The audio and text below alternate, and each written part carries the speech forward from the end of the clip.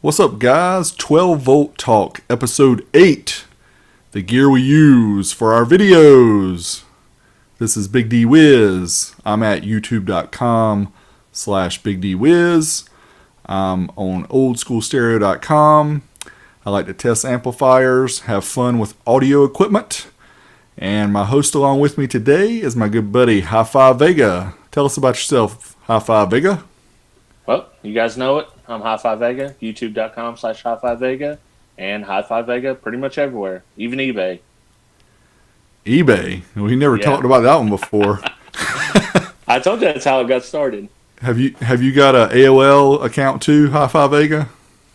No, I might have. No, I don't. I don't have a. Okay. All right. Well, just search HiFiVega and you'll find him because he's everywhere on the internets.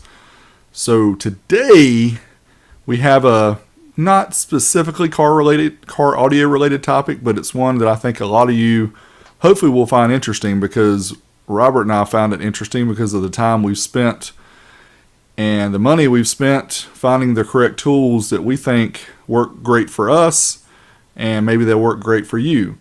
So we're going to talk about the gear that we use to produce our videos. But before we do that, we have something special to show you. Or I have something special to show you. And those who are listening to this, I apologize that you can't see this because you're really missing out here. I am showing a fall 1987/winter 1988 Crutchfield catalog. Very cool stuff from way back in the day. And by the way, if anybody has a collection of these and wants to help me out, I'm really looking to build up my old school stereo library of things like this. So let me know. But specifically today, we're going to talk about something that a lot of you may not know unless you know some of the history of car audio. And that is, Stillwater Designs was not always called Kicker. They were actually called Stillwater Designs. And I'm going to zoom in here so you can see one of their first products. It was called the Kicker.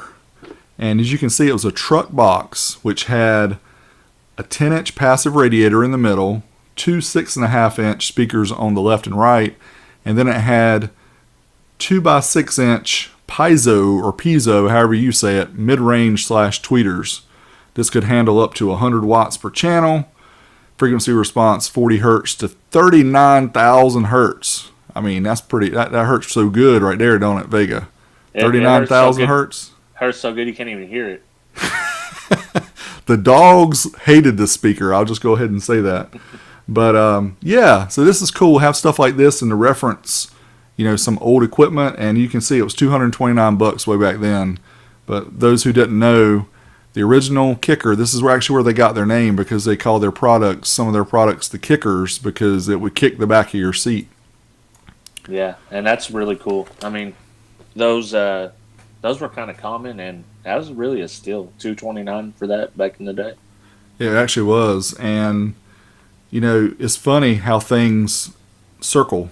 The big circle of life, like things that were once out of style are now back in. But you'll notice some of the new speakers that some of the manufacturers are releasing actually have the passive radiators again for cars. Yeah, Kicker themselves are doing it with their little 6-inch. I forget what the model number, but yep. So it can still work. So today we're going to talk about the gear that we use to produce our videos. And the camera that I use, I couldn't really fit in the door, so I may have to carry the camera out here so you guys can see it because it's pretty fancy. But Robert, I guess I'll let you start. What is your main camera for recording your videos?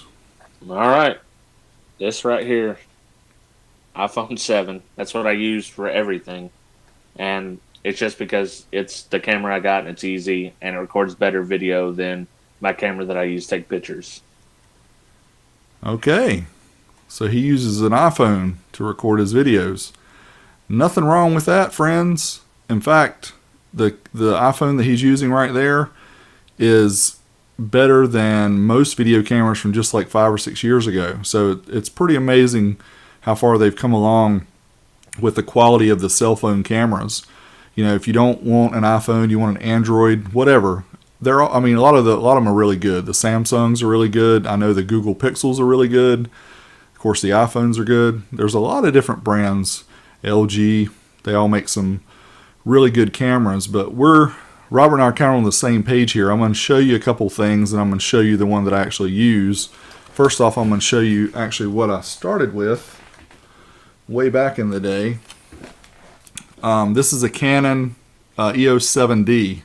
I got this back in 2009, and it was one of the first, not the first, but one of the first SLR cameras that would record video. Now, the complicated part about this is it did not have autofocus. You were the autofocus. So you had to have additional adapters on the back so you could zoom in on the screen so you could actually see what you were recording. Great, excellent quality. I mean, drop dead gorgeous, but it's a lot of work and it's very heavy. So after that, I moved to Panasonic Full HD camcorder. This is a 1080 60p camcorder. Very good quality. It's got 3 chips. It's a 3-chip CMOS sensor. Of course, they're much smaller chips than the one that's in the Canon 7D. And for those of you who are listening, this is the HDC TM700, which is an older model by now. But anyway, it's a camcorder. Has autofocus. You know, you can operate it yourself, things like that. This worked great. Then, I'm sorry I'm taking so long showing this, but I just want to show all the different phases until I get to actually what I use today. I moved to a Panasonic Lumix G7. Now this one does 4K recording, and it does have autofocus, although it is a little sketchy. It's kind of slow, and it's not the best autofocus. The cameras that are released today, Canon has got the best with the dual pixel autofocus, so their SLRs are really good. But getting a 4K Canon camera these days is very expensive. So I used this one for a little bit. And then I decided, you know, why not try an iPhone? This is a 6S. This is the one I used a few years ago. And what I started doing is I just started recording some of my, you know, behind the scenes segments, and I have it as a second camera. And then I had an editor, and I was looking at this one versus those, and the difference was minimal for the stuff that Robert and I do, which is car audio stuff. You know, we don't really need that depth of field where you got the real blurry background and stuff. We just need something that's got good quality. So I started using my iPhone as well. And the rest is history, because actually my main camera today, iPhone 10. That's my main camera. So we'll talk about some of the reasons why. Again, you know, you Apple haters, I'm sure you're all out there. You can use a Samsung, you can use whatever, but we're going to talk about specifically later about why we use the Apple devices, because there is a reason with the ecosystem and some of the other things that we do with the phones that we need to use the Apples. So, Robert, I'm sorry, that was a super long explanation. That's all right. Hey, we went through the progression. It's the history of Big D's cameras. Yeah. And, you know, with the iPhones, like what you were saying, I think that they're at a point now where you can use lighting to make up the difference for what you would lose, you know, using like your Lumix or even your DV recorder. Well, there's no substitute for good lighting. I mean, right now I've got a big LED light in front of me that's lighting me up. Hopefully that's making my video quality look okay, as long as the bandwidth is okay. But yeah, you've got to have good lighting on your set. So as long as you have good lighting, you can use the phones. But even if you don't, and you guys know what I'm talking about, if you watch YouTube, you know videos that don't have good lighting, because it can be something really interesting, but then the video's grainy and out of focus, and it just doesn't look as good. So lighting is very important, but we'll get maybe to that later when we talk about some of the optional things we use as well. You mentioned supplemental cameras here, Robert. Do you have any supplemental cameras that you use? So I have this, which is, I mainly use this. I do a lot of footage for my daughter's volleyball games, and I mainly use this for that. But every now and again, there's a shot that I need where I need 2 cameras, and this where this comes in. And all it is just a knockoff GoPro type camera. I think I paid $80 for it, and it'll do 1080p at 60 frames. Yeah, and I'm very similar to you here. Mine is a knockoff GoPro 2. This is the Thigh Eye 5N or something like that.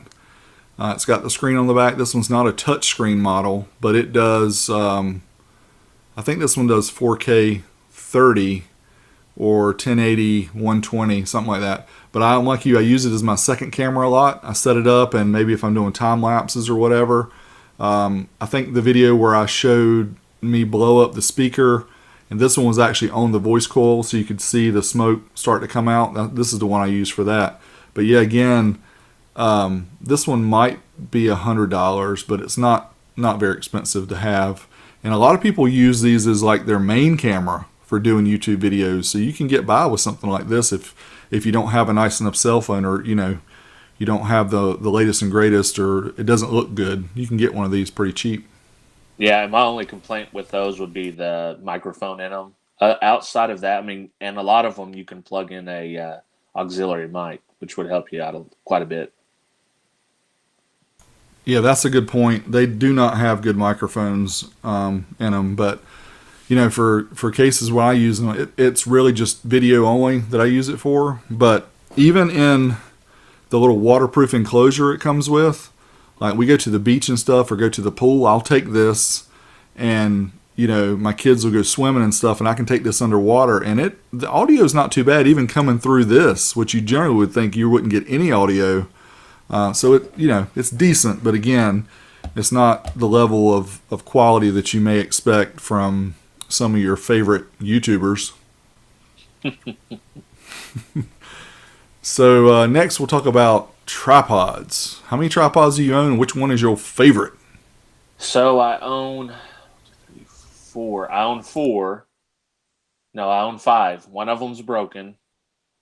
And my current favorite is just this simple old Vanguard tripod. I believe it's a 52-inch. And it's my favorite all around, especially for doing YouTube videos, because it's small, it's light, it's easy to use. I have a bigger one, a 72-inch. That's one like I use for volleyball, and that thing is gigantic. And you can see this room's small, and anything I'm shooting in here, I just don't have room to use it. What about you? Yeah, so the nicest, I have 2, and I have a monopod, but I don't use that very much. But for the tripods, I have one that's super cheap. It was at Walmart, maybe $20. I don't remember the brand. But the other one, when I went to Ritz Camera, I don't know if those are still around or not, but it was the nicest one they had, which was around $100, and I don't remember the brand. But it had the fluid head, for really smooth pans. It's probably 72 inches, like you said. It's pretty tall. But generally speaking, I don't use them that much in my videos. I handhold a lot. You can tell, obviously, with the setup for the amp dyno, I have started using a tripod just because I can't keep my hands steady enough anymore. But in the past, I've just handheld everything. But those are the two that I have, nothing too fancy. Sometimes I've got some of those little cheap Gorilla type pods. I'll use those every now and again, but unless you buy the brand name ones of those, you're going to have some sort of issue, because I have with everyone I've used. Yeah, the cheap Gorilla pods are just that. They're cheap. They're kind of a waste. What about microphones? Robert, what do you use for that? Okay, so... Oh, I can't believe I forgot to bring that in here. Oh, no. I got it right here. This is my current favorite to use for videos. It's the Purple Panda. It's just a little lapel mic. I use that on the iPad, or if I'm on my phone a lot of times. Most of the time I'm using these headphones, the Lightning headphones that come with my Apple, just because the audio quality sounds better through the Lightning port. And I also got, this is what I'm recording my audio for the podcast right now. It's a Blue Snowball. And this one is probably my best microphone. And I believe you could pick that up for around $50, $60. And that's probably one of the best microphones you can get for that kind of money. Yeah, I agree. So I've gone through a lot of different microphones, and I'm sure you guys may notice in my YouTube videos I don't show my face a whole lot, and it's not because I don't want to, because I'm ugly for one thing. People don't want to be looking at me. But for two, you know, if it's not warranted, I mean, I think people like to see who is creating the video, but I don't like to do things just for doing them. So, like you said, and I don't have, because I've got it in my ear right now, but generally speaking, I will use, like if I'm just recording a video, doing an amp dyno or something, I will use the Apple earbuds. These are not the most recent ones that have the lightning plug, but I do like the one like you just talked about. Now what's very interesting is I have done some tests with these and this, you know, built-in little microphone that goes right below your ear, like this one is right here. So I've done tests with that versus some other stuff. Like now this is some equipment that I bought back in the day. I can't show you because I got my freaking phone number on it. Why did I do that? Here, let me hide it. So, so these are Sennheiser. This is an EG100, I think. It comes with the transmitter and the receiver and the lapel mic, and it also comes with this one. Could I hide it again? Comes with an additional adapter that you can put on a XLR microphone and make it wireless. This system was not cheap. I can tell you, at the time I bought it, they had like a $150 rebate, but it was very expensive. It was $800 or more dollars. But that is a true professional wireless microphone set.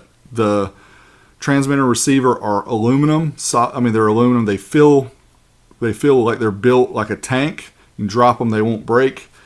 Sennheiser makes really good stuff, really good microphone. But what I was getting at is with all that, and I've done some voiceovers and done things with the video, it's really hard when you compare that to the Apple earbuds, and just for vocals, which is what we normally do. We're doing voiceovers, we're talking, you know, just like we're doing now. The difference was like this, and it's so much more work to hook up the wireless mics and all that, because I'm a single, you know, I'm the video guy, the audio guy, the talent, if you want to call it that, whatever. But I have to do everything. So whatever I can do to make things easier, that's what I do. And if there's not going to be a huge difference in quality for you guys, then I'm going to do the easy route. Now, something that I just got this week, this is a Samsung. It's called the Go Mic Mobile. Let's see if I can get this other piece detached. So what's cool about this is it comes with the transmitter, and you can either get it with a handheld microphone, which is wireless, or you can get it with the lapel. This is the lapel version. But this part here, let me show you. And sorry again for those of you who are listening to this. It actually just attaches to the back of your phone. And it has outputs that go straight into your phone, either through the lightning port or through the headphone jack or whatever. And here's the really cool part. I don't know if you can see that. But it has two. This has a dual transmitter in it, or dual receiver. So you can actually have a handheld, and you can have a lapel, or you can have two handhelds, or you can have two lapels. And this will merge the audio together, or it will keep it on separate channels, left and right. So very slick. And it records it with the video? It records it with the video. And this one's got a battery built into it, so you have to USB charge this. But $199 for this system that comes with either a wireless mic or a handheld. And you can buy an additional wireless mic for $79, or you can buy an additional handheld for $79. So those of you who don't know a lot about microphones, wireless audio equipment, it's very expensive. So $199 for a true quality wireless mic system is actually a really good deal. And like I said, I've said it once, I'm going to say it again. Convenience trumps fidelity almost every case. And that's why we end up, you know, using this. That's true, but again, you know, the quality is still really good. So again, I spent a long time talking about that, but I thought it was important. For recording for the podcast here, Rob and I have a dual setup. You can see right here on my on my shirt, this is actually the same mic that Rob showed you, the Purple Panda. So this goes into a Zoom H1 little handheld recorder, and that records the audio because we use that audio for our audio podcast. And then for the for YouTube, I use a Samsung C01U. Yeah, this one. So it's a little bit better quality USB microphone. Hopefully it's better quality. And then I use a Logitech C920 for doing the video streaming, which seems to be, it's pretty good quality. Yeah. Audio and video, actually. Yeah, and I use the Blue mic with Audacity opened up on my Mac, which we'll get into that a little bit later. But that's for the audio part of the podcast anyways. Cool. All right, so what about gimbals? Or any kind of handheld device you use for recording your videos? I have none. So this is all you. Again. Uh-oh, he's scrambling. All right, I'm sorry. I was scrambling. I forgot to take it out of the box here. But this is by the company called Zhiyun. Have you guys seen these? This is the Z1 Smooth or Z something Smooth. I can't even remember the model number. But very cool. Works extremely well because your videos look super buttery. If you guys have ever seen The Shining, where the little kid's being chased through the garden area, that was one of the first movies where they used the Steadicam. So over the years, they've tried to mimic Steadicams in a handheld format, and these are super smart. This is a 3-axis gimbal, so it does this way, this way, this way. It does all the 3 different axes. Is that the way you say it? Yeah, axis. Okay. Axes. But super cool. It's got a long battery. You can charge your device while you use it. It's a little clunky to carry it around though, because it's just more gear. So I don't use it all the time. But if I know I'm gonna be somewhere where I need to get a smooth shot, then I'll use this. Yeah, those are cool. Like if you're going to a meet or something like that, or you're needing to get some footage on the go while you're walking. Yeah, and they're relatively inexpensive now. I think this one was $129.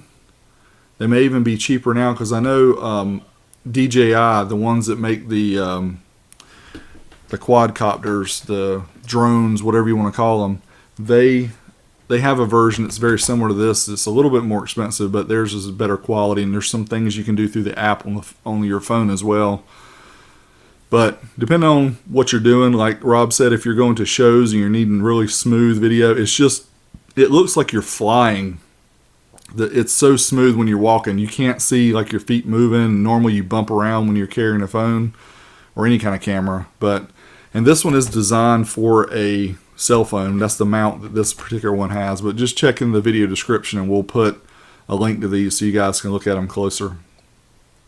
All right, editing setups. So I know we're pretty similar on this too. So let's talk about what you got going first.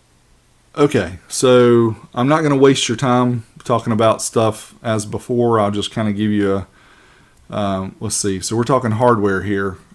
So I built or bought a Dell XPS desktop probably 5 years ago. Very high end at the time. A nice video card, lots of storage, SSD drive for the main drive, lots of RAM, all that good stuff, because I needed a super powerful machine to do my video editing. And at the time, the software that I used was Sony Vegas. I know I'm kind of skipping ahead here because we're going to talk about software coming up, but so what we did and what we talked about earlier about the ecosystem of Apple is I had another spurt where I got lazy. I said, I have to come into the office. I have to put the videos in here and edit them that way. It's really not convenient if I want to be sitting with my family and spending time with them while I'm trying to work. So I started using the iPad and iMovie on the iPad to do some video editing. And I won't talk a whole lot about that because we're going to discuss it further, but I'll just tell you now that I do now use my iPad as my main editing machine. And I'll tell you why in a minute after Robert tells you what he uses. Okay, so like I started off with iMovie.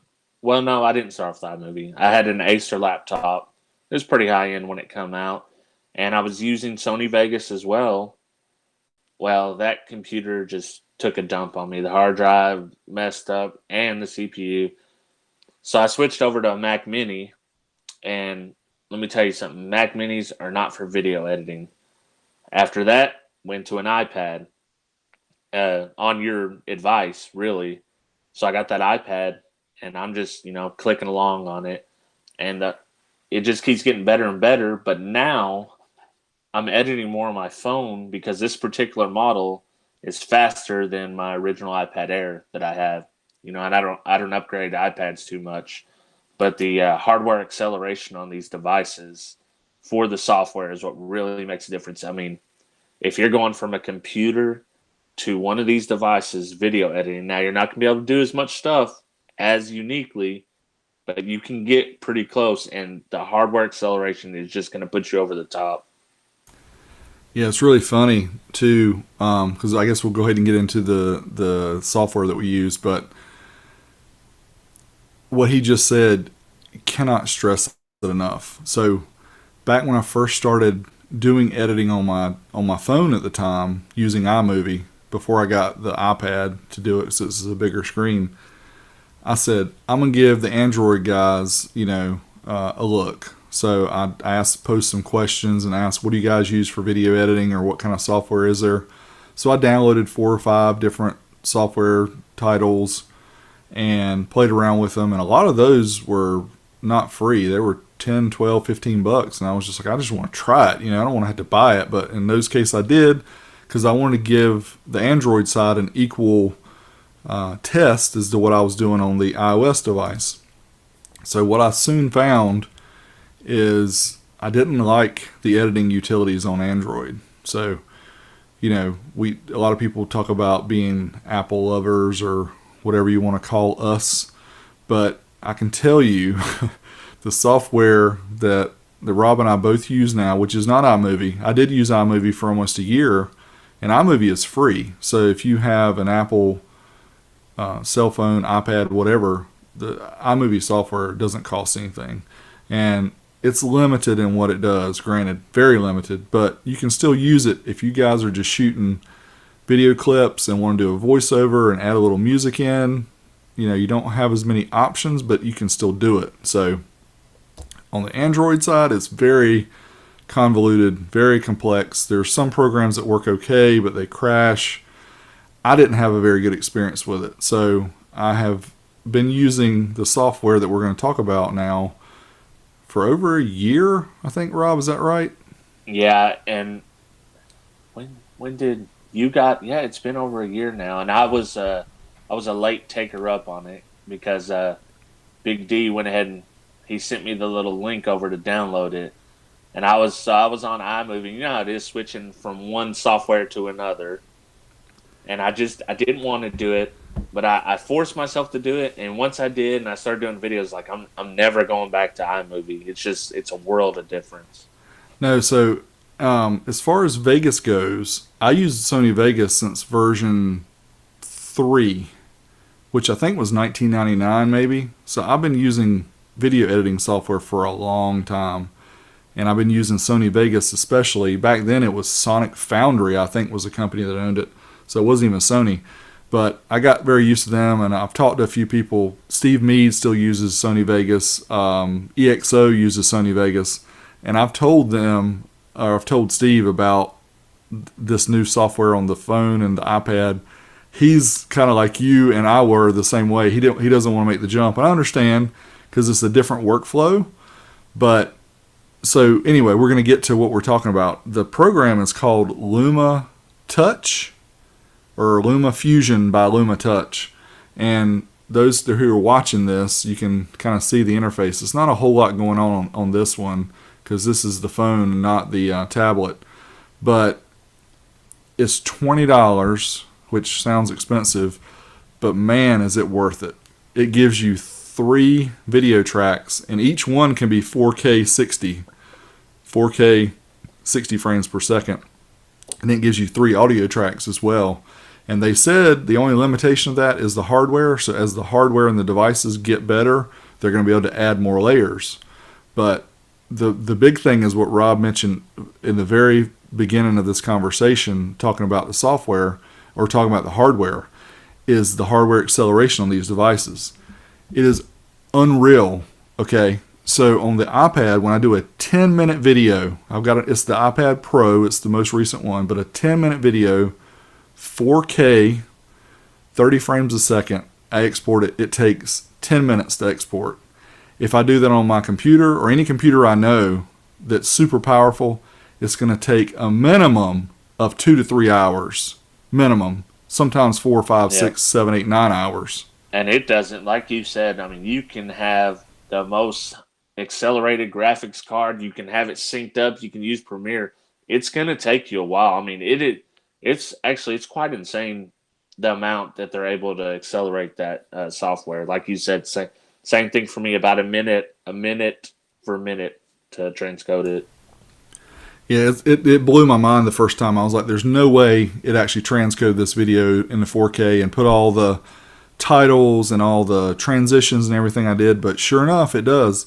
But the other cool thing about the software, if you're a geek for editing your videos and exporting them, you've got so many different options when you export. You can export it 4K 60, 4K 30, 4K 24, all the way down to like 480p, maybe even smaller than that.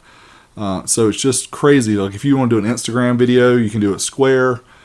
All kind of different options you can use for it. But $20 to me, it's a no-brainer. If you got an iOS device and want to learn how to edit video, spend $20, get LumaFusion, and watch they've got some tutorial videos. You can learn it pretty quickly, and you can be off and editing in no time.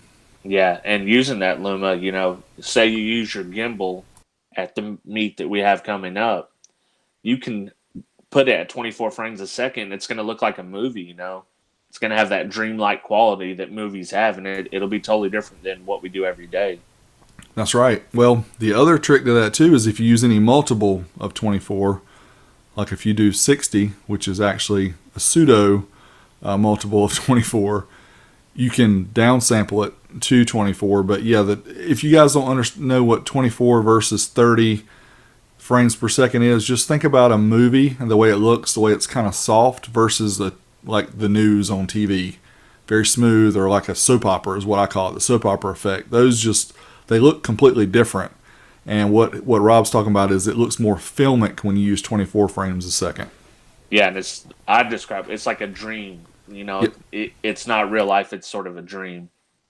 Yeah, it reminds you a lot of a movie. That's a good way to put it. It changes the mood and everything of the video, I think. Oh, yeah. Yeah, it's pretty cool. So, LumaFusion, if you're on iOS or iMovie, you can just try iMovie, but again, it's very limited. But if you're on Android, I've tried them. I wish I had my Android phone here. I would show you what I've tried. I don't like those, but if you have Android, you can check. I'll put it in the video description, the ones that I've tried, but there's not that many out there. And I don't think their hardware accelerations is good on those either. No, I don't either. So audio editing, we spent quite a bit of time talking about video editing. What do you use for audio editing? So I'll basically use. You can also use LumaFusion for that as well, but I mostly use Audacity where I can. That's just I record in Audacity for the audio, and I edit in Audacity for the audio as well. It's a free program, easy to use, can be on Mac, PC, whatever you got. Yeah, Audacity is great. I use that one too. If I'm on my PC, I'm using Sony Vegas, because it actually, when it very first came out, version 1 of Vegas, when it was Sonic Foundry, it was an audio editor. It wasn't a video editor. It wasn't until version 2 that they came out and allowed you to edit video. So it was kind of born as an audio editor.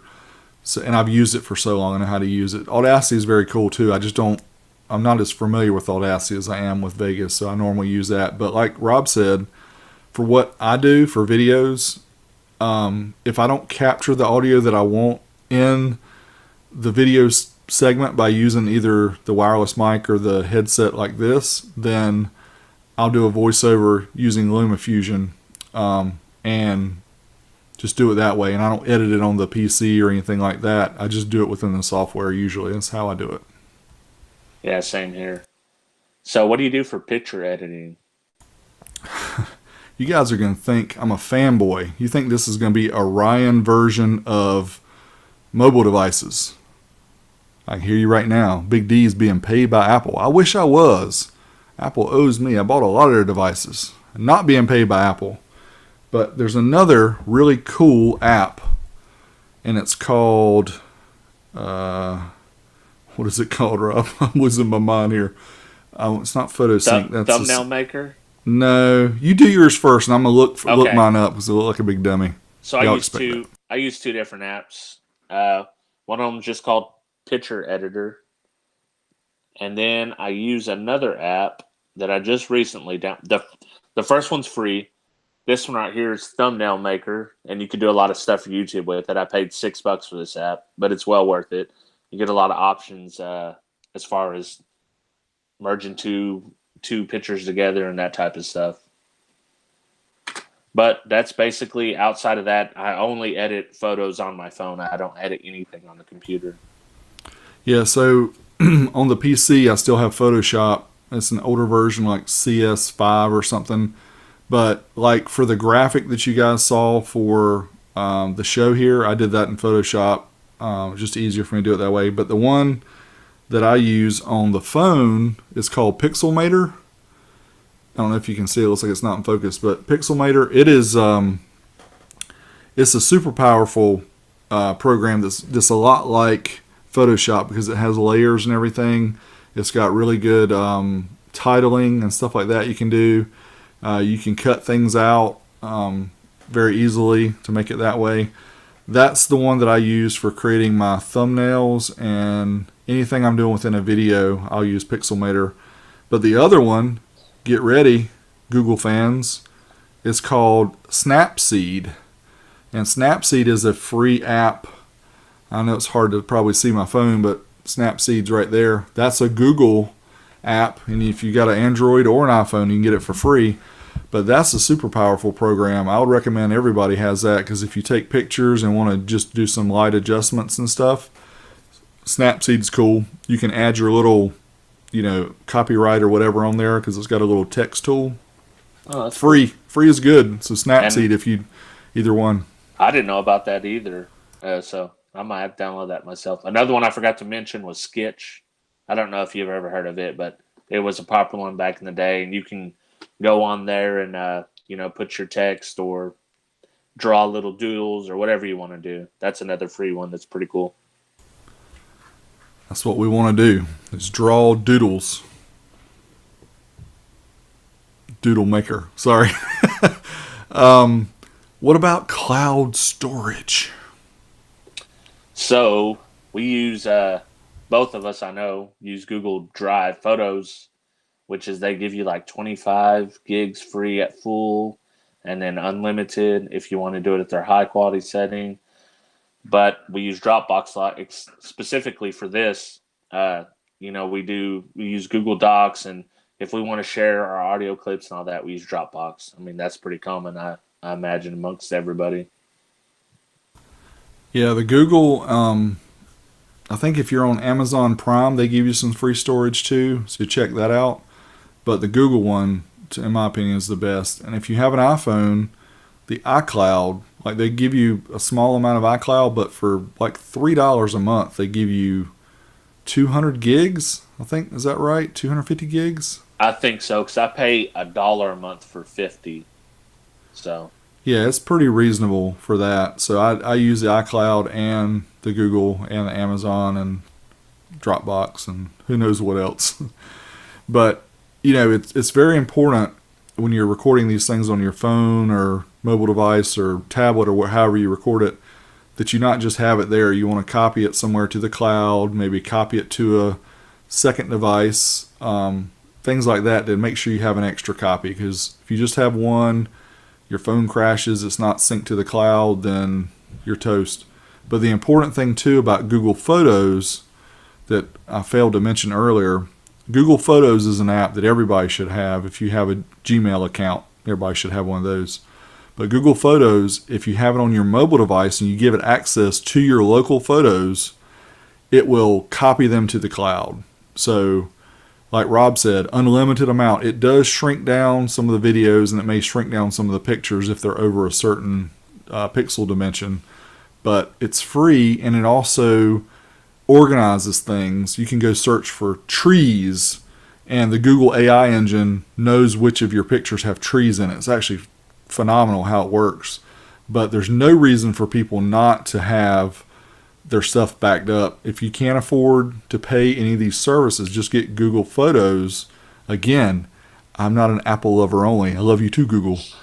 And that's a cool feature I forgot to mention about that. I use that a lot. Like, I got a bunch of pictures of subwoofers and amps because I'm a nerd. So I'll go in there and I'll type in, I can even type in like Alpine, and a lot of times it'll show that amp. I didn't have nothing tagged in it, but I guess it read what was in the picture. Yep, it does. But again, that'll back up your whole phone and keep a duplicate just in case something happens. So it's very important to do that. It's very important to have a backup of however you decide to do your videos. But using these cloud services these days makes a lot of sense because they're relatively inexpensive and you don't have to worry about things at home getting stolen or whatever. You always have access to it. The only thing you have to worry about is losing access to the internet if the zombie apocalypse comes and they chew up all the wires. Then what's the point anyways after all that? So let's talk about the equipment now. What's your test bench like? What do you got going on? So funny thing, several years ago, we sold our house. We moved into a rental house for 6 months while a new house is being built. I went to your favorite tool store, Harbor Freight, and purchased just a new basic workbench. I think it's 3.5, maybe 4 feet wide, and it's got the pegboard on the back. It's kind of flimsy. It's got a drawer, shelf on the bottom, but that was my temporary bench I was going to use while I was in the rental place. And then when I got to my new place, because I have a detached garage, which is my lab, I was going to build a new bench. I'm still using the Harbor Freight bench right now. That's how it always is. Everybody does that. My bench is built out of 2x4s, and I think I've got a 1/4-inch sheet of plywood as a topper. That was going to be painted, and it was going to be all this and all that, but it's just got some stickers on it now, and I called it good. Yeah, yours is cool, though. Don't you have a Harbor Freight one, too, though, that you use for rolling around? Oh, yeah, I do. Yeah, let me lift you guys up here so you can see it. And you've got a video on that, too, so we'll leave a link in the video description so people can check that out. Yeah. I had to get it red so it looked like Snap-on. Harbor Freight's taking over the world. Snap-on's jealous, I bet, of Harbor Freight. You know what? I thought about it today. This is a little off topic, but does Harbor Freight not remind you of J.C. Whitney? Harbor Freight is the J.C. Whitney of 2018. Yeah, they are. Or even like Jags now sells. If you go on eBay, a lot of them cheap tools that's coming from them, and they're basically the same thing. J.C. Whitney, Jags, Summit Racing. Yep. So that was a little off topic, but that's how we roll sometime. So the tools that you use. Okay, so audio tools. I use the AMM1, but what doesn't always get a lot of love is the DD one. This is a very important tool. I mean, if you're not setting up your gains properly, it's hard to test something that's not set up properly. So that's one of the big things I use, and also just a regular nice, a Craftsman or a Fluke, or I have a Craftsman, a cheaper one, multimeter. That's most of the main audio type tools I use in my videos. Yeah, so I didn't bring mine with me. Actually, the clamp that I use, I'm going to show as my product of the week or whatever we do near the end of the video, so I'm not going to show you that right now. But obviously the amp dyno, and I've got the AMM one and the DD one, And a lot of people, would prefer to have an oscilloscope versus the DD1, and I think that's fine.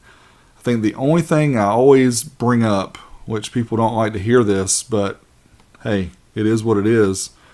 Those $50, $79 O-scopes that you get off eBay or Amazon, how do you know that when it shows clipping that it's really clipping? Do you think those things are calibrated before they're sent out? They're cheap as they can be. So my only quirk is with those, I like to see stuff too, so I understand why people want to see the waveform. But the DD1s and stuff, those are tested, and they're guaranteed 1% THD before they're sent out. So I always have that argument on Facebook about people saying, oh, my scope is better. In a lot of instances, yes, it is better. But if you're specifically looking for distortion, you can't beat the DD1 for what it is. Yeah, and I'm going to say it again. Convenience trumps fidelity. And this, you're getting a high-quality product in the DD1. It is kind of expensive. $150. You can get an O-scope for that much. But if you don't know what you're doing with the O-scope, I mean, what are we doing here? Because with the DD1, it's simple. You just hook it up. If you don't know what the O-scope, you can be in a clip signal and it not be just straight square wave. So yeah, what I noticed is even the one I used to use, that Velemon HPS 50 that I use in some of my older videos when I showed my dyno test before I had a dyno, the screen resolution, it was like a $200 and something scope. The screen resolution was maybe 160 by 120 pixels. So in order to see where the square wave was, that's too low resolution. You need at least 800 by 600, even higher than that, to be able to see a full detail of what your waveform is.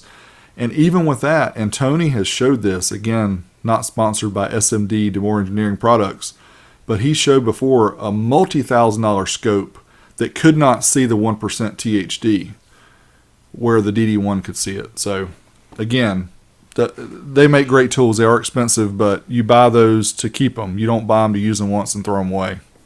Right, and you can tell that because they run out of them all the time. They run out of all of them, and then you see them on eBay. Someone selling a used one for more than what the new one costs. You know where they got that from? Nintendo. Yeah. Oh yeah. we got bones to pick with Nintendo, but we sure do, because we don't have a classic and we're mad. Yeah. We had to build a Raspberry Pi version, a hack Nintendo, if that's what you want to call it. That'd be a future topic show. Next, you mentioned cable management methods. I sure hope you don't want me to answer that one, because I don't have good cable management methods. What are yours? Mine are terrible as well. I just try to use some zip ties or some weighted, the reusable zip ties. I've been known to use a bread tie if I have to, because when you're testing these, you know better than anybody, because you're testing the big amps. You've got wires everywhere. You've got probes going in here. It's just an absolute disaster. Yeah, that's true. You have to be safe with your testing, especially if you have a lot of batteries or a lot of capacitor or stuff like that. You can get really hurt if you're not careful. So be careful with your cable management. But I don't have a very good example of mine right now. Hopefully one day when I build my new bench, you guys will be involved in that. You'll see it happen. Then I'll be able to have a better way to set up an amplifier on the table so that I can hide everything. All right, so do you prefer to do voiceovers, or do you prefer to do the natural audio along with your video? I would prefer to do natural, but at the end of the day, there's so much outside noises in everything that you're doing that most of the times you're going to have to do some sort of voiceover in order to get it clear. And I'm not a very excitable person, so I'm kind of the Ben Stein of car audio YouTube here. So I just keep it monotone, stick to the facts. Voiceover works best for that.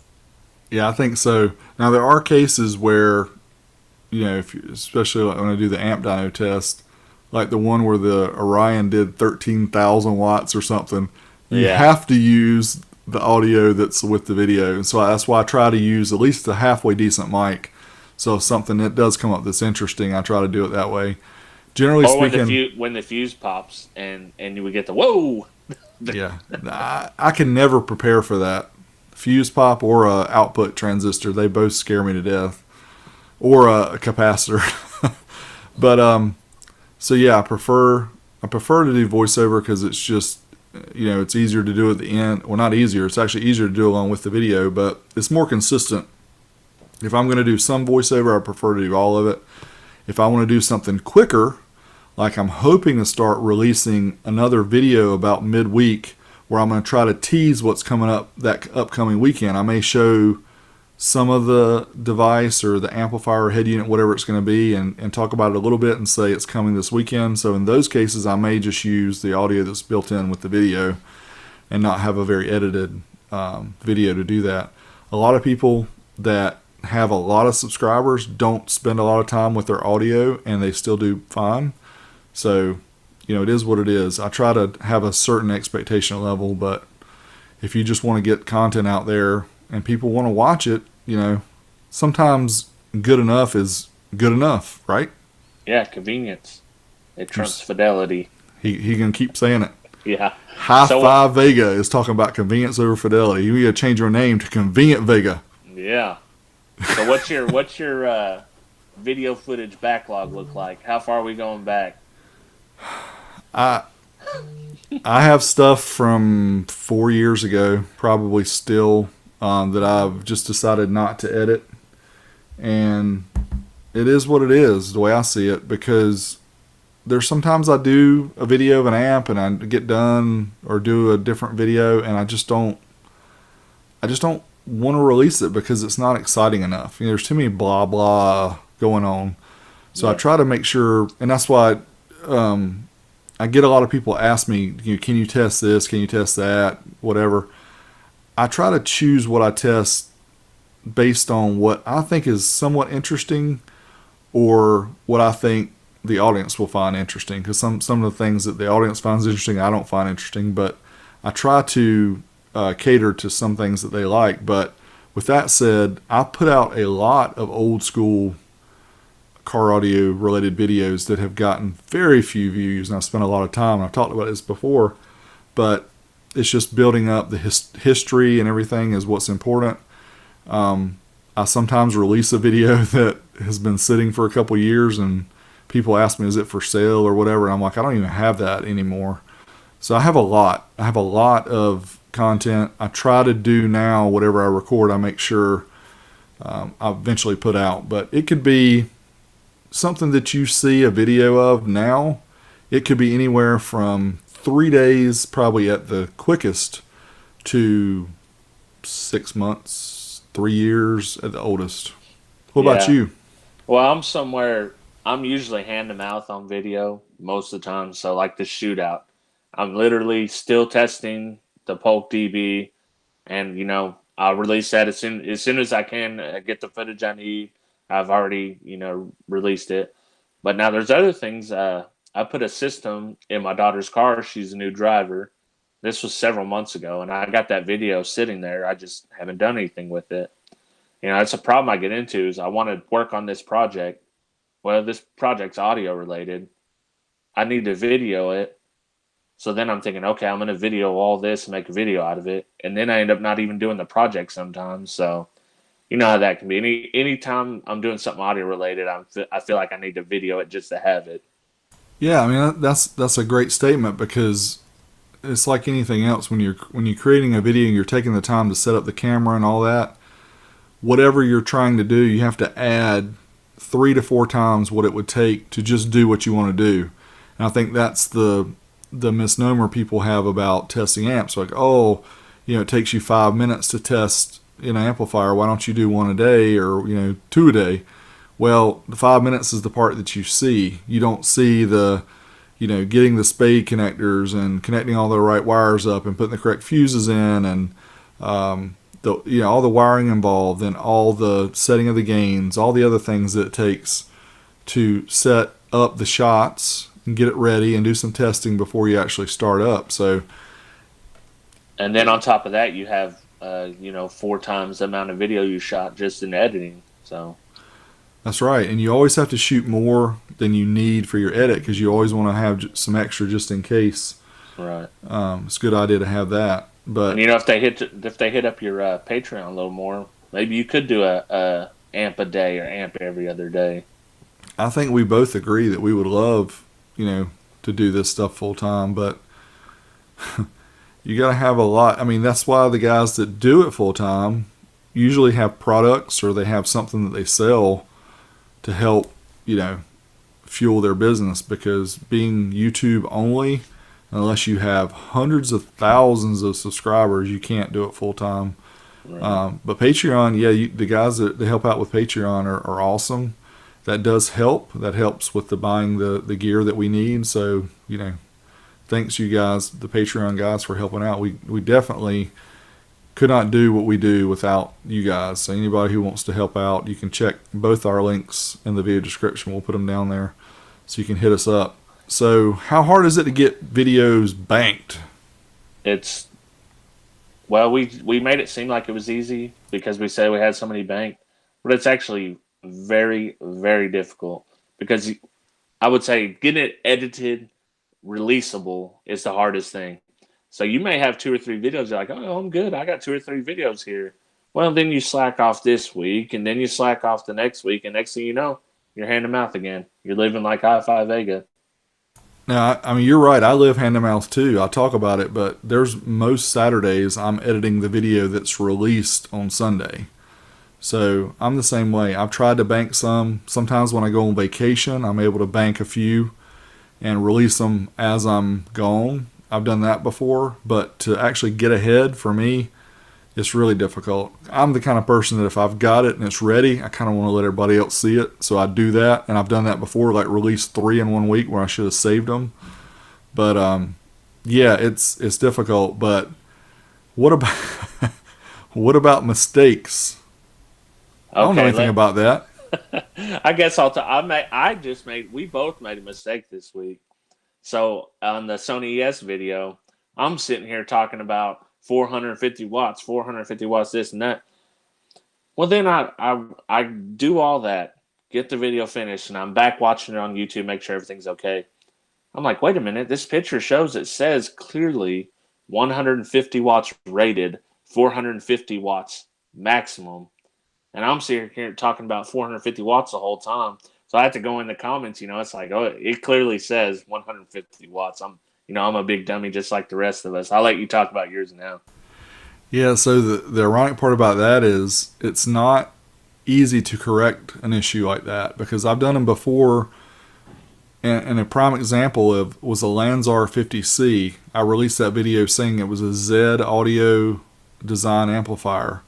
Right off the bat, somebody responded, it's not Z audio amplifier. So I went back in and did some more research, actually contacted Stephen Mance and asked him, and he said, no, it's not. So at that point, I had to pull the video down because it was just 100% not correct what I said. But unfortunately, YouTube doesn't let you edit just that part and re-upload to the part where you've already got views and whatever. And I understand why they don't, because they don't want people putting content that they shouldn't be putting that already has views. But for us, it's very important to be able to put things out correctly.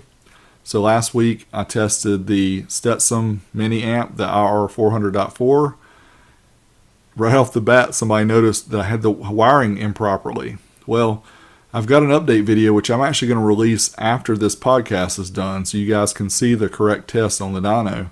But if you look at the amp and see why I did what I did, you'll understand that it showed the jumper go from the far left terminal to the far right terminal, but it showed bridged under that, and it showed it going from terminal 1 to terminal 3. So with all that said, I showed an actual, instead of it showing a bridge test at 2-channel, I was showing the 4-channel individual test when I did that. So I'm going to do an update video. I'm going to try to link as best I can from the original to the new one, and say there's still a lot of good material in that first one that wasn't, that's still relevant. So the only thing that's not relevant is the dyno test, which the second one mainly is the dyno test, but I have some other fun stuff in there as well. So Siri doesn't like that. Siri doesn't like that. I don't know why. I didn't tell her to listen to me, but she probably says, get back to editing your video, you slacker. Yeah. So for the sake of time, I say we get into our iTunes reviews, talking about, I said it last time that we're trying to get 100 reviews on iTunes, and I would give some away. So I've decided what I'm going to give away, and it will be one of the subwoofers from the 12-inch shootout. I hadn't chose which one yet, but I don't own all of them. It'll be one that I own, but I'm going to give one of those away once we get 100 reviews. And you got anything else on that, on the reviews? iTunes, Stitcher, TuneIn? I'll I'll throw in an amp. I don't know which one, but I'll give away an amp too. So 100 reviews. We'll take the 100 and we'll put them into a blender and pop out a winner. Yeah. So make sure you leave us a review, positive. I mean, no pressure. Yeah. All right, so your pick of the week. You want to go first? You want me to go first? Yeah, I'll go first. Let me reach over right. and grab it. So you guys may, on my recent videos, have seen this Fluke 381 clamp.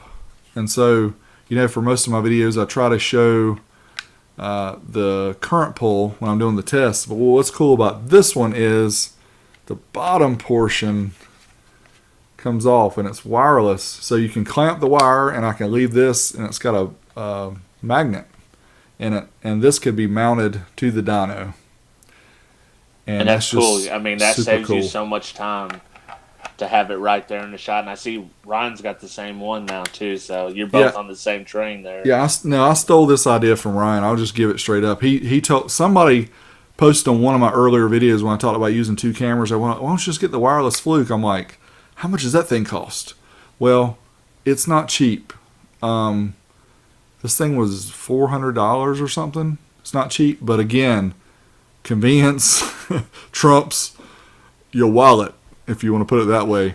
But yeah, it saved me time in editing and everything. So the Fluke 381, very cool, and it's 1,000 amps DC that it'll measure. And any DC clamp you get is going to cost a little bit of money. An AC clamp's way cheaper, so you're looking to pay $80 to $100 just for a basic one. All right, now on to my pick. I'm going to hit you guys with some equipment this time. This is probably one of my favorite amps of all time. It's a little Lunar L255. 55 watts, made in Louisiana. This is a simple, small, compact amp, and it might be one of the first small amps that I ever seen. And, this isn't real old school. It's like 2002, 2003. But these are very cool amps. If you haven't got the chance to play with them, check them out. Yeah, those are cool amps. I have had a chance to play with them. I didn't know about them, I think, until you told me. But, yeah, those are really cool. So what you got coming up? I know you're still working on them tweeters that you're testing. Yeah, the 12-inch tweets shootout. So I just dropped the Sony ES video, and, well, you're going to have to watch it. But it actually shocked me a little bit in some ways and disappointed me in another way. But I'm working on the Polk, like I said before. I hope to have that up as soon as it's done. And then we'll move on to the next one. I'm just going to power through all those till we get all 8 of them tested and get our conclusion video. Yeah, and that's really cool you're doing that. And people, again, you're watching a 5 or 7 minute video that Robert has produced, but you don't realize he's spending hours upon hours upon hours doing these tests. It's really hard to put down the estimated time that it takes to do all this, but people like you that are doing these shootouts and tests, it's really cool. And I, as somebody who does it myself and can appreciate how much time it takes, but yet what we're getting out of it is a lot too. So I personally thank you for taking the time to do it because I think that's super cool. Yeah, thanks, man. What do you got? What you cooking up? So I'm cooking more amp tests, believe it or not. I don't know if you can imagine that. So Alpine PDX-M12, I've already kind of teased that one. I think that one's probably going to be the next one coming up. But again, tonight, if you're watching this live, or even if you're not, go check youtube.com/BigDWiz. I'll release the update to the Stetson Hour 400.4 that shows the correct dyno test and some pretty cool little added things I put in that video. So check that out. I'm gonna release it right after we get off of this podcast. But the Alpine, I've got several other kind of cool little amps that I'm going to test too. And I got something yesterday delivered to me that you'll see in an upcoming video. It's just hard to describe. Yeah. Robert knows what it is, but we're going to just tease you with it. Something that many of you probably have not seen. And something I didn't even know existed until you showed it to me. So I didn't either. I always find out new stuff all the time. So, all right. Well, I guess we've wrapped it up for this week. Those who are watching live, looks like we have about 18 or so, 20 people watching. Stick around afterwards. We'll go through your questions that you posted. Go ahead and start posting them if you want. And those who are listening via the podcast, make sure you check out our YouTube channel, youtube.com/12vtalk. Those of you who are watching YouTube, make sure you check us out on your favorite podcast app. Either search for 12vtalk, HiFiVega, or BigD Wiz, and you will find us. Go ahead and subscribe to us. Leave us a review like Robert's already stated earlier. Get us spotlighted maybe on iTunes so we can quit our jobs and do this full time. yeah. Right. You can always dream. But again, we're looking for guests to have in the future, so we're going to start working on that. And I've already talked to one. We got one lined up, I think, so. That's awesome. And October 20th is the Old School Stereo Meet down in Texas, and that's going to be pretty epic. What city is that in? That's going to be... Is it Spring? Yes, I think it's actually outside of Ennis. Okay. Outside of Ennis, Texas, which is about 30 minutes outside of Dallas. So if you go to Facebook, facebook.com/oldschoolstereo, there's a link there that will take you to the group, and it's October 20th, so it's less than a month away, about 3 weeks away.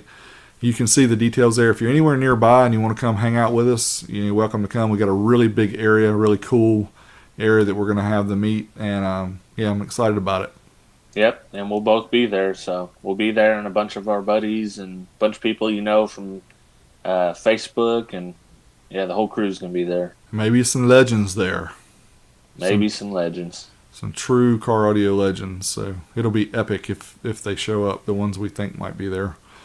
So anyway, guess that's it for this week. Again, those who are on the live stream, stay on. We're going to answer your questions or bore you to death, whatever we can do best. But we might have already done that part. Probably. But for those listening on the podcast, make sure you check us out on YouTube. And until next time. Send us questions. 12 Volt Talk. Or not questions, show topic ideas. Or questions. 12 Volt Talk.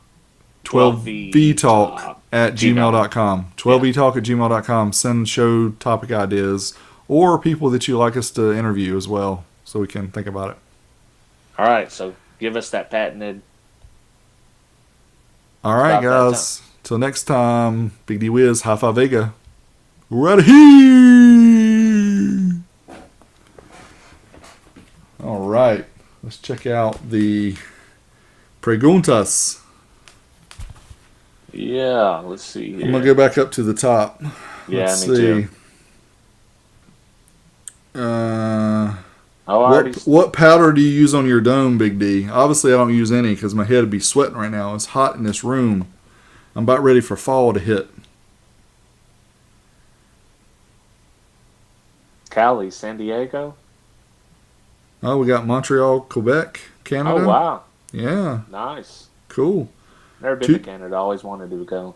$229 back in the day was a good chunk of money for a speaker. That is true. Yeah.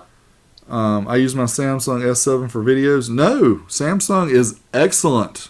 They're probably one of the best Android besides the Pixel that just come out. Yeah.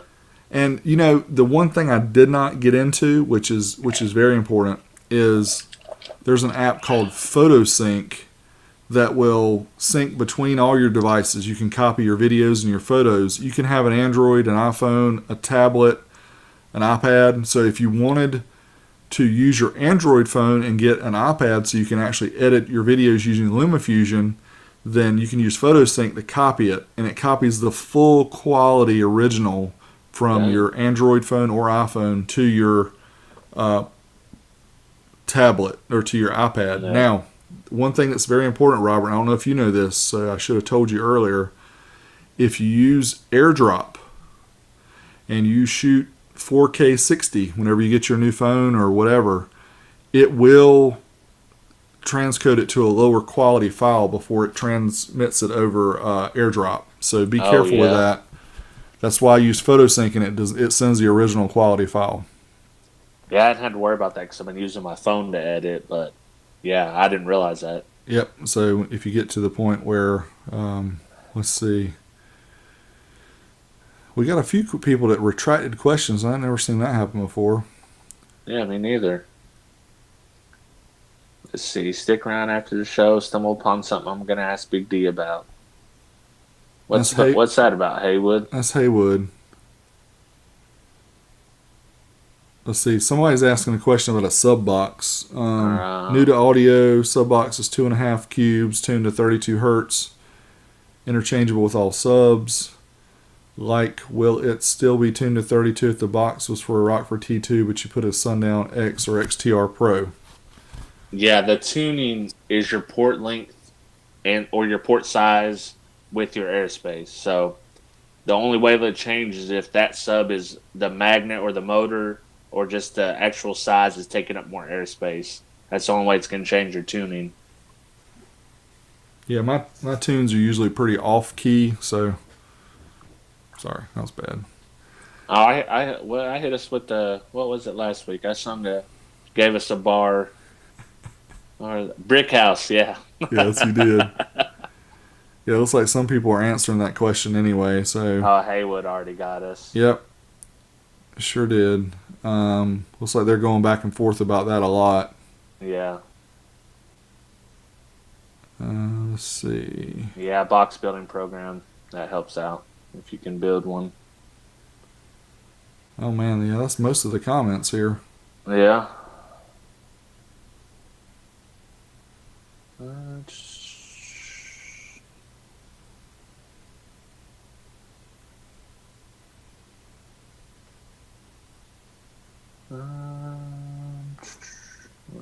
Haywood says the Sony ES and he'll get an iPhone. I don't know what he was referring to there, but I'm sure. Oh, that's the sub he wants. Oh, okay. I think that I don't own that sub yet, but the person owns it. I'm coming for it. Haywood, you got a PC 2350? Yeah, if you do, let's get that one. That's one of the ones I've wanted to test. I've actually tested one that was problematic, and I didn't show the video because the channels were way off. Yeah, get with me, willistonaudio@gmail.com.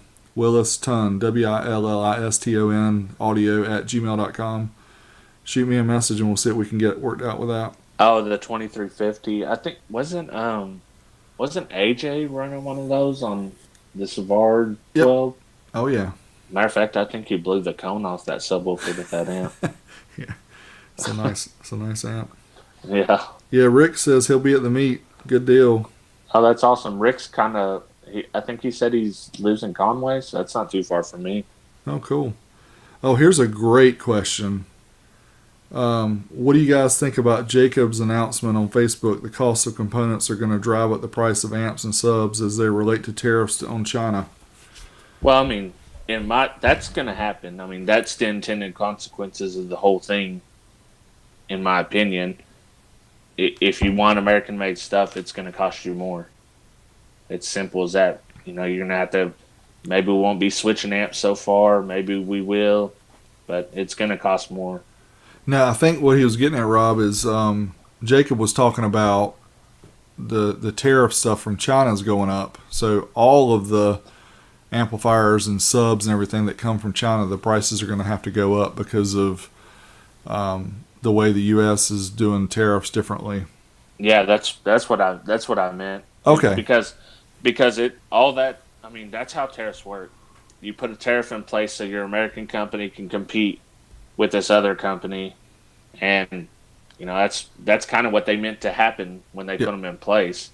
Yep. Now, whether you agree with that or not, obviously, if you're in that business, that's terrible news for you. if you're not in that business, it's, whatever you think about what should be made where. And So the problem is the free reign for all these years, and everybody, not everybody, but the majority of the companies have moved overseas. So just cutting it off and saying, now you got to be U.S., that's tough. It needs to be worked in my opinion, it needs to be worked in over a period of time because, granted, I want U.S., I want everything to be made here that can be made here. But this stuff didn't happen overnight. This started back in the mid-'90s when things were going overseas. So, it can't be fixed in 1 year or 2 years or 5 years. It's going to take 10, 15, 20 years to get everything back here. But I don't know. Are the workers here are willing to do that type of work anymore? Are they skilled enough to do that type of work anymore? I don't know. And plus, to be honest with you, it's not going to be workers. It's going to be robots. If you work in a factory like I do, you're like, everything's going to be in robots that can be on a robot. So we need to get more subscribers and get you paid so you don't have to go to that factory. Yeah, exactly. I understand now why you want to do these things so bad and start them up and do them every week. Yeah. And why you've been drilling me. You see the end is near, right? Every day I die a little bit more when I go in there. Oh man, that was a great question though. Yeah, it was. Yeah, I mean that question could go either way. It doesn't matter where you're at on the political spectrum. Yep. Like, this is going to affect you. In a good way. You may be happy about it, you may be sad about it, but when these things happen, a lot of people like to think like, hey, this isn't going to affect me, but it's going to affect you one way or another. Yeah, you have to think about it this way too. We're paying less now for electronic type stuff and things that are made over there than we ever have. So people have got accustomed to paying a lot less than they really should be paying because the labor is so much cheaper and everything else. In China's, they can set their value of their currency at whatever they want to. They can control that. So they've been manipulating the market anyway. So when people are saying, oh, our prices are going to go up because of tariffs, well, the prices are probably going to be at what they should be anyway, and then maybe that will give America, chance to be competitive again. That's the whole point, like you said. Someone takes the hit on it and says, hey, I'm making less profit per amp now, but I'm going to keep selling thin price. Like, if I'm a bit of a capitalist, I'm a bit of a libertarian, so I get crazy with this stuff, but to me, in a free market, that's how you want competition. If there's no competition, you got monopoly. That's terrible. If you got competition, hey, you're there. That's right. As long as it's not competition between two that work together, Verizon, AT&T. I'm not talking about you. The C word. That's right. Collusion. The cable companies are good at that too. Yeah. Let's see here. Former PPI leadership versus their new company Extant. Going back to your, I'm assuming, review from 2000. Oh, okay. He's talking about the amp. W6 is made in the USA, right? I believe the W6s, I know the W7s are, and the TW5s and the TW3s. I'll have to defer that one. Do you know, Rob? I don't think are the W3s made in the USA? The TW3s and the TW5s. Those are the shallow mount ones. Yeah. Those are made. Actually, they might make all their stuff except for the WX and the W0.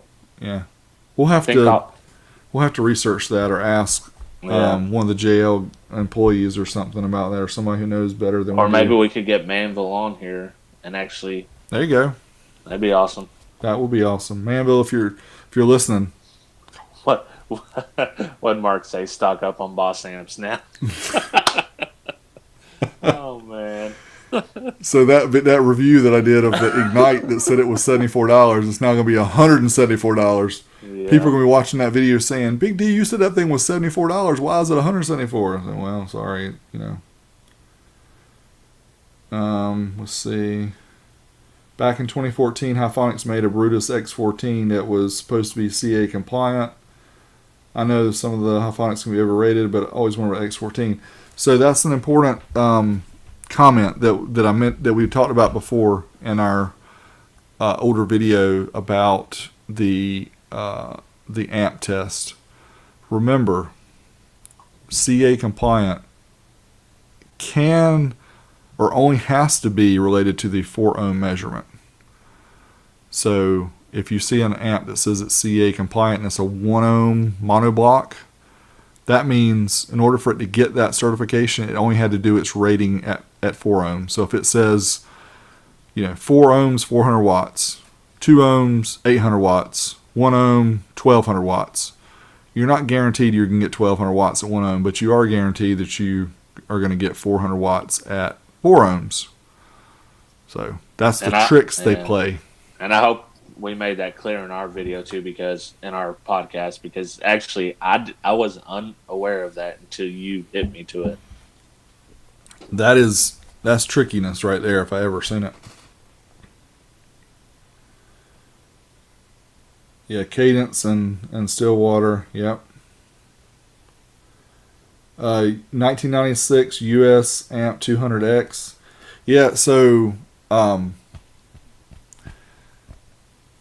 get a lot of requests to test amps, and I don't like turning down anybody, and I hope that nobody takes it personal. But again, the ones I like to test are the ones are unique.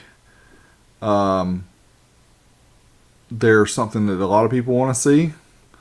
There's several reasons. They're cheap, and if it's a new amp, something inexpensive people can afford. But we get a lot of requests to test a lot of different amps, okay?